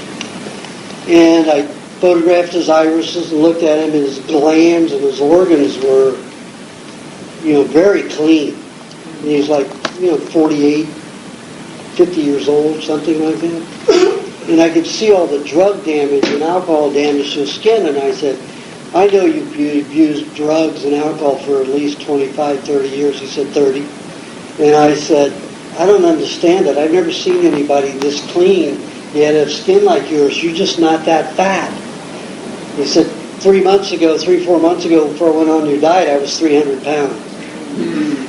So here he had all this fat, even though it was bad fat, he had enough of it to protect him from all of those years of drug damage, his organs and glands, but not his skin and lymph. So even the toxic fats is protective. So whenever anybody gets after anybody who's fat, I said, that person's better off than you, this skinny. And put them in their place, because they ridicule people who are fat, and they're much better off. You should be happy, fat and happy. These calorie restriction diets claim that terrible. They claim it promotes longevity. And there's a guy at UCLA, you've probably heard of him. Oh yeah. And he's been advocating this for years, and and they've done experiments with rats and mice, which have, prove this out. Yeah, but the rats and mice are not normal. They're using chemicals, and the animals will react differently than we are. And a lot of those animals are raised. Some of them, a lot of them they use for laboratory when they want high resilience. They'll put them on their natural diet. And then they'll throw them off into these experiments and get a whole warped sense of what's going on. Well, supposedly, though, that they divide them into two groups. And one group eats only one. And the other group, they're restricted 30 or 40% in their calorie intake. Yeah, but you know what they're feeding those rats in the laboratory? I know what they're feeding. They're feeding them pellets. They're feeding them cooked foods. Okay, so what? But the point is that the ones with the restricted diets live longer than those with less toxic. If they lived outdoors, it wouldn't be that way. But living in a cage in a bad environment, it's depressing. It would make a big difference. Because a lot of, you know how fat people get depressed? There's a lot of fat people that get depressed because they don't get outside, they don't get in the fresh air, they don't move around. If they do, their whole psyche changes in the way they utilize nutrients. Some of your oldest living people are fat people. And they can jump all day.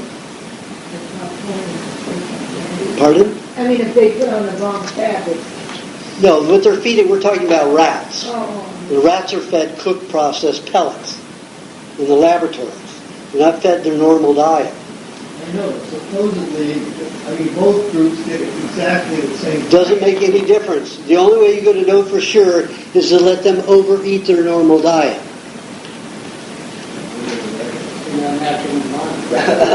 Well, it wouldn't even have to be in their natural environment, but that would give a better picture of what happens on the normal diet.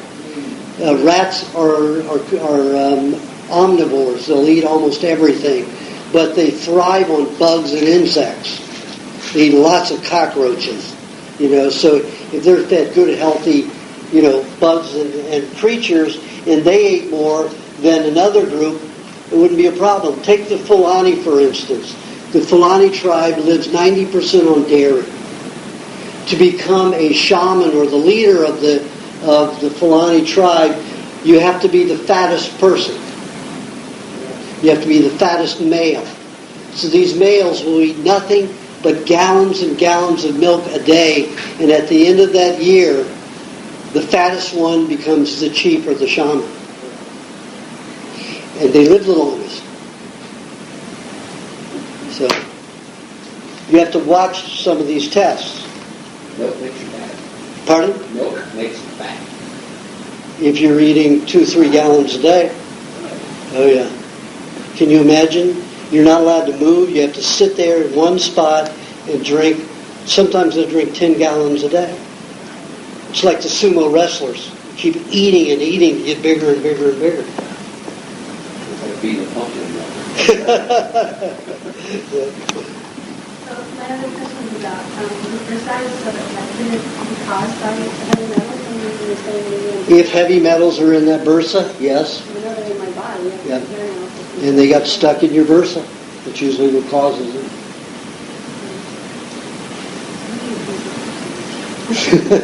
Just give me a call. Do you have Abraham, do you have I don't have a question, but can I comment? Okay. Well, I had one question. You said I have 22% fat, but that's good. Oh, you have more than, you probably have 22 to 25. So it's a good fat. Yeah, no? that's what we want, yeah. My comment was about like what Kathy said about the males and what you just talked about 2 minutes ago about living an American diet.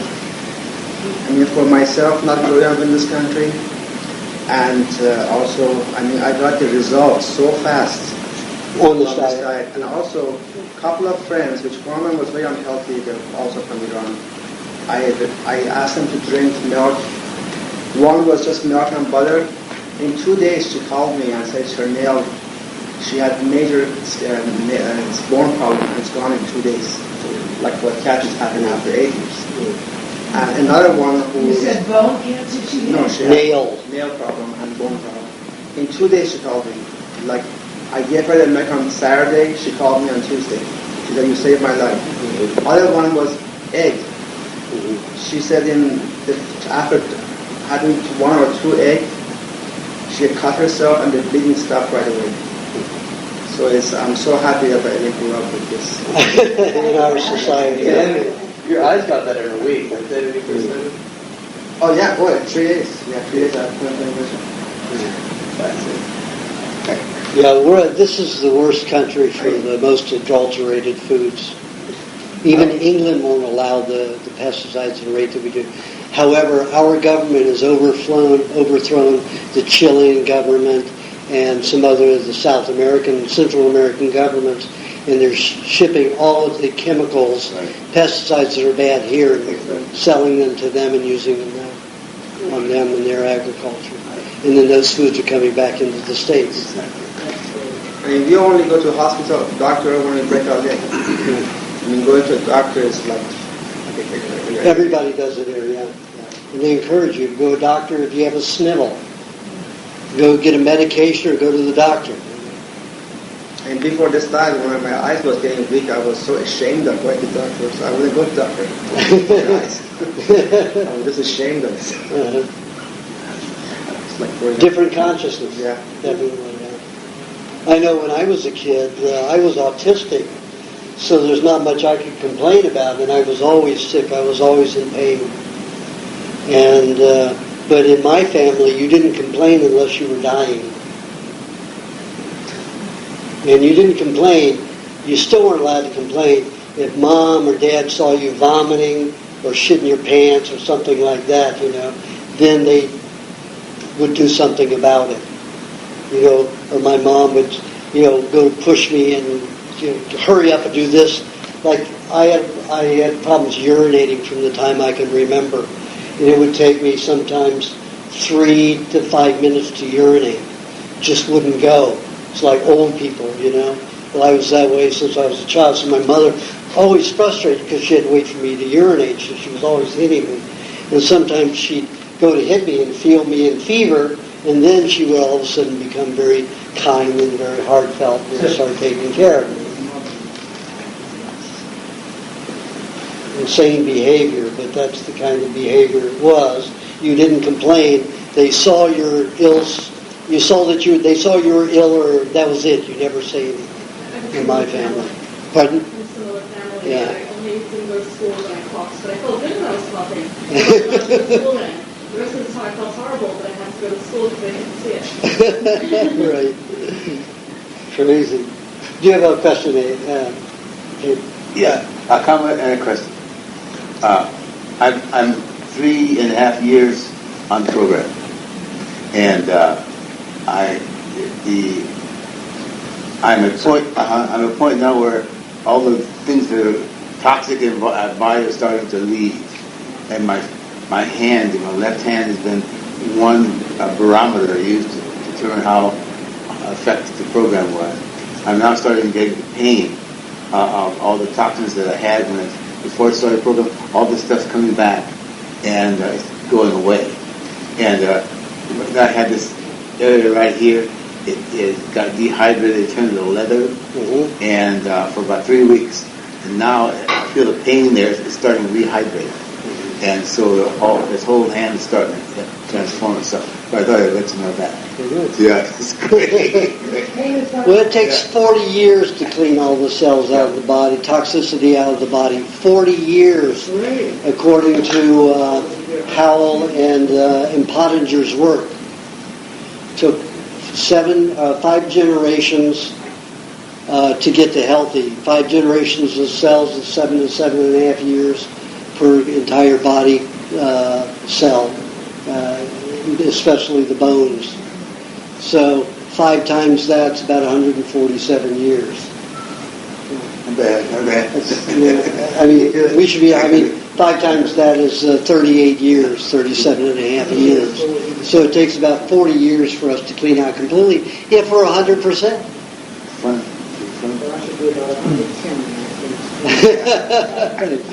Well, I've got another 13 years to go, 16 years to go. And then you'll be I have another 16 years to go. What does happen at that point? You become healthier or younger? Or? Well, every day I get healthier. It's just it's going to take that long for me to have all the toxins out of my system. And you can still see the mercury from this incision and the injections, still coming out. And chemotherapy is just a barrage of poisonings, mass poisoning. An injection of vaccine, like I said, has 76,000 trillion molecules of mercury. How many injections have you gotten in your life? How many molecules of mercury are in your system? Some people are never going to get all the mercury out of their bodies. Kids are getting 128 shots by the time they're 16 years old in some states. Mandatory. It's a crime. And Novocaine. Yep. And spinal blocks. Yep. All that stuff adds up and adds up. So some people's going to take longer than 40 years. Yes. What about like DPAP? And he says that we regenerate all these cells within so many days, and we're brand new every 7 years. It's all in his imagination. It has nothing to do with chemistry. He knows. You have to understand. He's an MD. He was only taught disease and chemicals, and not healthy chemicals, drugs. He was not taught chemistry, so he knows nothing about chemistry. If you look at the blood, it takes 60 days or 45 days to replace every cell in the blood. A lot of people think it takes 10 days. That's if your body is taking the spleen and using the blood out of the spleen, which is already built up. But if your body doesnn't have the spleen, if the spleen's cut out, it takes 45 days to regenerate every cell in the blood. And it does it in the bone marrow. The bone marrow is a breeding ground for red and white blood cells. They divide there and become their own cells, grow up, go into the blood. But they say you're 20. So in 20 years of eating the American diet, it take you 40 years to get out what you did in 20? That's right. So you'd be 60 years old. Doing 100%. Yep, doing 100%. But still, you have to look at it this way. You're getting better every day that you do it, because you're not adding toxins to your system. If you're adding toxins to your system, you're going to get worse. If you're adding good nutrients to your body every day, you keep adding to your health. So you have to look at it. You can't look at the end of the tunnel. You're not there. It's so far away, you're going to think, I'll never make it to the tunnel. You just have to be happy with your progress every day. And I certainly am.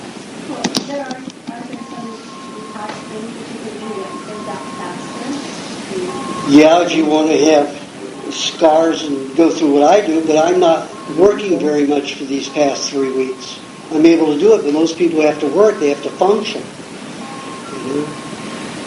I mean, I can't go around and scratching everything. See all these things that I have all over. I mean, I've got them all over the arms and here and here and here. And some all in here. I'm just going through this. I'm in the hot tub. And put a urine on, and I can't do that. You know, people can't do that if they have to work. So I'm taking my vacation doing this. So that will speed things up, but you know, you have to pay the price. You have to have the time and the time and inclination. What about something like the sweat program? The what? Like the purification rundown sweat program for infused vitamins and Very toxic. They're chemicals. They're just going to create more imbalances in the body. When the body puts a nutrient combination together, it's not just vitamin C or it's not just B vitamin 6. It's a whole conglomerate. You've got a whole array of B vitamins that always work together. You've got a whole conglomerate of bioflavonoids with the C, with fat, with vitamin A, with vitamin D. There's always that coupling of so many nutrients. And if you broke them down, you'd have at least 30 identifiable nutrients in each combination. And when you're taking a supplement, it is a die-hard, in-the-wool, concentrated substance. It's a chemical. It is not a balanced food substance. So your body's going to have to counterbalance itself. And it's going to do damage. But if you can get out some of the bad toxins and then counterbalance, there'll be some damage. Okay, let's take, for example, chelation therapy. People are touting that as the big, great thing. Now, when I've taken fecal matter and I've tested it, I say, okay, I should see lots of this toxin, plus the chemicals that they're taking, plus heavy metals in their feces and urine. I found 20%. You're saying it's evacuated. It's not even getting out what's already in, what they're drinking, or they're getting injected into them. That's not all leaving, and they're making these claims that it is. Oh, pigs did it in, they got rid of 90-some%. And I said, what pigs do you know? What pigs are you giving chelation therapy to? Did you have some LA policemen on your diet? So, that's about it. If humans are doing it, then they better be checking human feces and human urine and seeing what's happening. It doesn't happen. And what I see in iridology is all of those heavy metals leave the soft tissue and go into the bones, the connective tissue, and lymphatic system.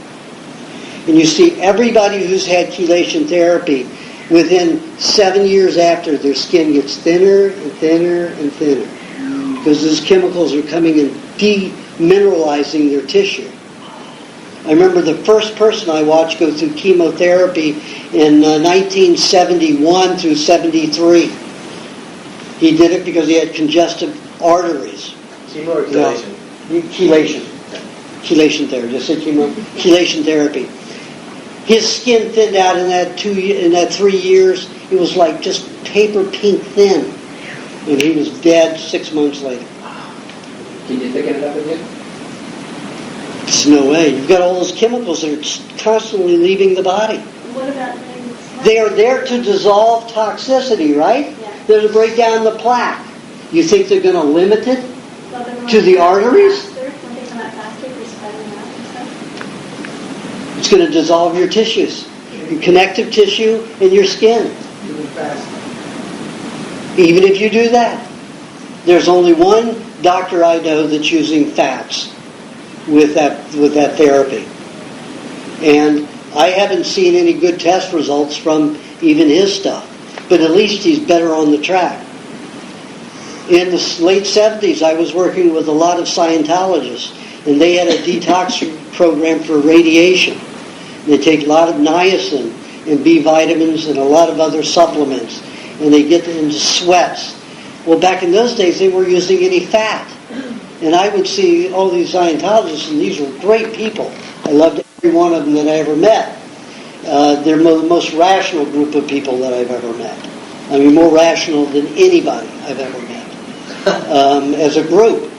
And it's something about their clearing and how they adjust their psychology to narrow behavior. It'd be nice if we just do it, physiologically with diet. We could do that, and that does help. But they've got trainings to help do that. but when they would get off of these these detox programs, they'd be all flush for a few weeks.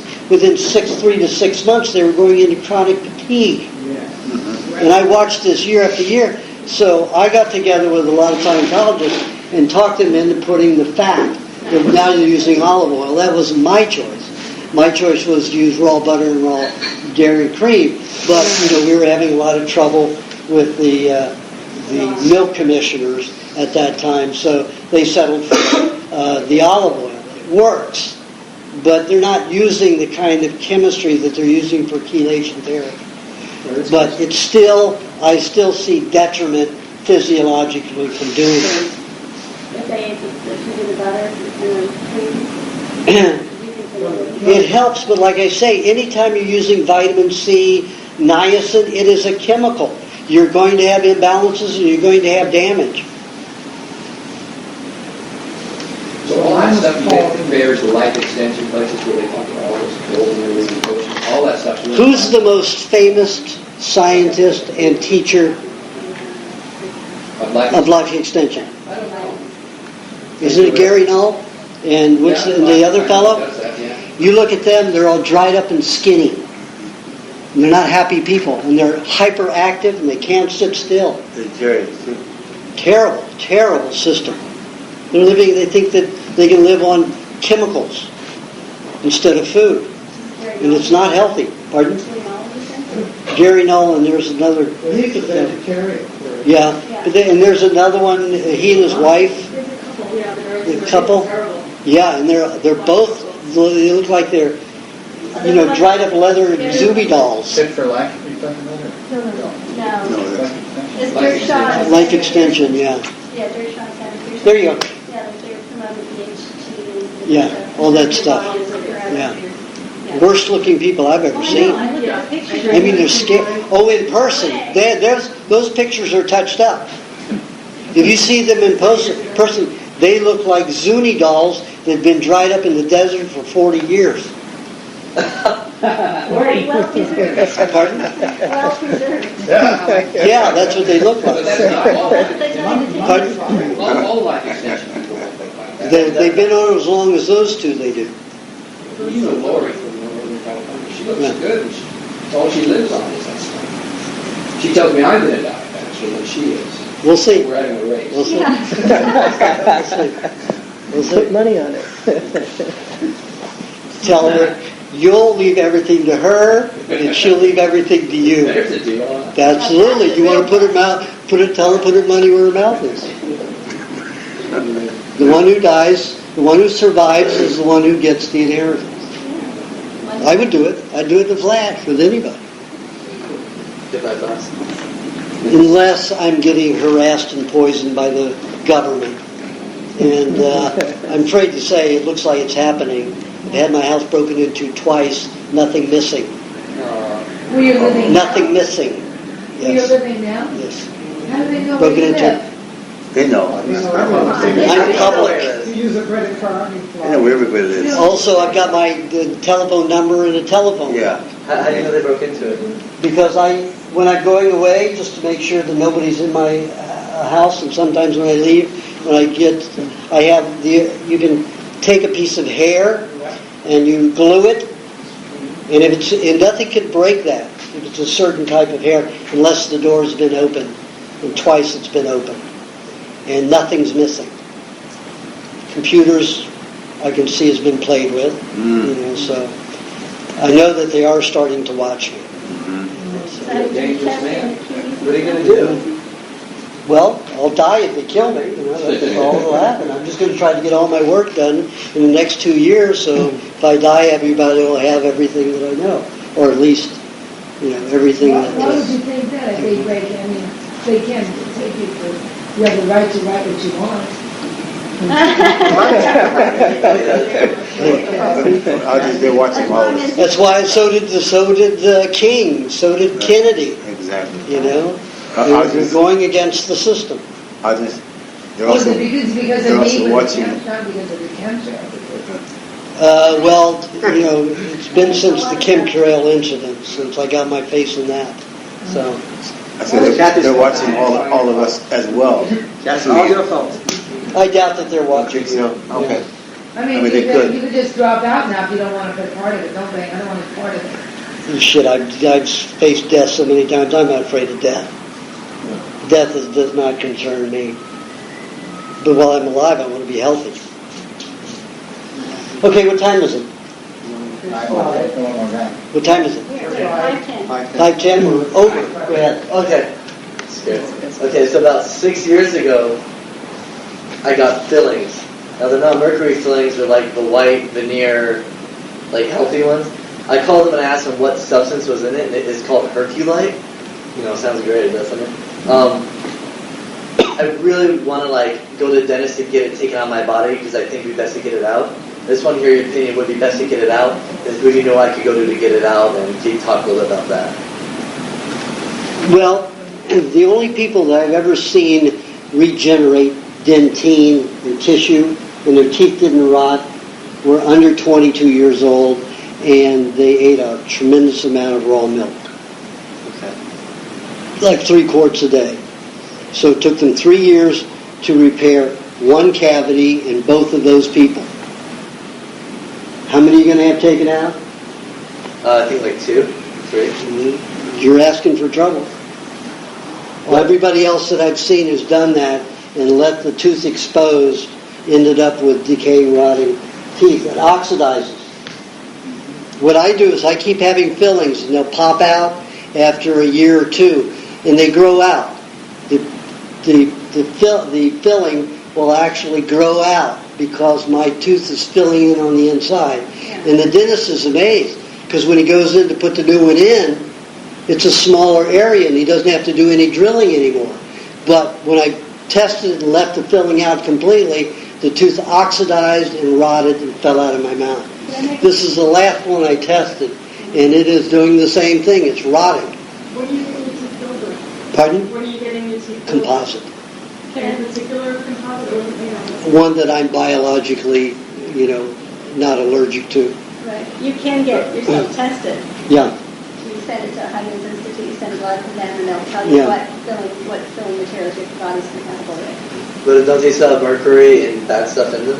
Not necessarily. There's so little in that. And when you've got an enamel, unless you've got rust in your mouth, it's not going to break down.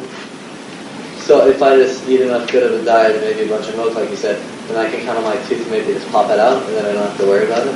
If your body is regrowing and re-healing, it'll pop out on its own and then consider leaving it exposed. Okay, so I don't really have to worry about that giving you the information I gave you about it really hurting my health then? No. Okay, cool. Okay. Okay, we did it, guys.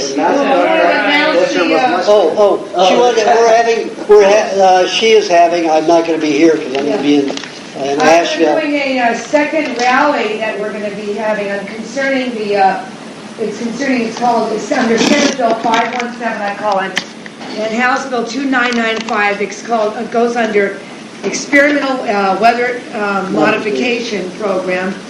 It was introduced by Kay Hutchinson, a Texas Republican, on March 1st, 2005. So that's what we were seeing of the effects of in our skies, the chemicals that is being dispersed into our atmosphere, and we're breathing in these toxic elements and going in our soil. It's going on our food as well as animals. It affects the ecology in this atmosphere. So it's a very important issue which affects us all. So we're going to have a second rally. It's going to be held on Saturday, May 20th is our date, from 12 noon to 4. We're going to be meeting on the northwest lawn at the West LA Federal Building, which is on the corner of Wilshire and Veteran. And you're not supposed to be parking in the West LA Federal Building parking lot, which you will be parking in is at lot 36, which is on the corner of Wilshire and Veteran. It's north of Wilshire. You have a flyer? And a flyer? I didn't bring it yet because I was thinking that are you going to know if you're going to be emailing? I'll call. Let me email it again. No. It's too late. You need to do this way ahead of time. No, I mean, you're going to Anyway, be going, well, you'll be coming back. When are you going? I'm leaving Friday. I can send it to you tomorrow, or by tomorrow I could have it done. I don't know if I'm going to have time. When would be the last time? Thursday, maybe. The last time was Friday, last Friday.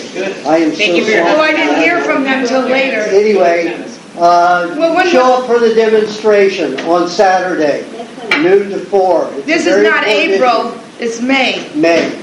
So you still have May time to 20. get it in, and then when you Oh, come I back. thought it was this weekend. Okay. No, May, no. okay. We're looking at 4 weeks from now. Okay, May, yes. And we'll be having people bring signs, and we'll be on the corner of Wilshire and Veteran, and we're going to extend it up well down to Sepulveda and Wilshire. So the cars can come out and see us from the 405 freeway, and we're going to gather a lot of people this way. And the last one was at downtown. We had about 50. Hopefully we'll get 100 to 200 people. And we'll be advertising on the web, blogging on the website. It did make a difference. We were there, we didn't have a lot of people, but we did make a difference. Right, Aajonus met in the office at Barbara Boxer's Boxer office. with Scott Stevens was there speaking, and we had an ex-Marine. We had Meteorologist. Rosalind spoke from Northern California Department of Agriculture. D.V. Kidd ran run for Congress twice and lost. I spoke. Scott Stevens, an ex-weatherman from Idaho, spoke. And he left his job because he couldn't tell the truth. In Idaho, he's a weatherman. Was a weatherman. Not the whole rally. Yeah, just give us quiet. Okay. Yeah. Well, that's Okay. Jim also wanted to announce something too. Okay. So Saturday, May 20th, from 12 noon to 4, West LA Federal. So I just want to say I'm working on getting Aajonus's books known broadly using the internet. We have a website, We Want to Live, the 2 is the numeral 2, WeWantToLive.com. And one thing is testimonial. So if you're doing well, something goes well, you can just email Aajonus, and we'll collect these up, and they'll go on the site. Clave is well known throughout this site. We've got a lot of people. So anyway, that's all. Right.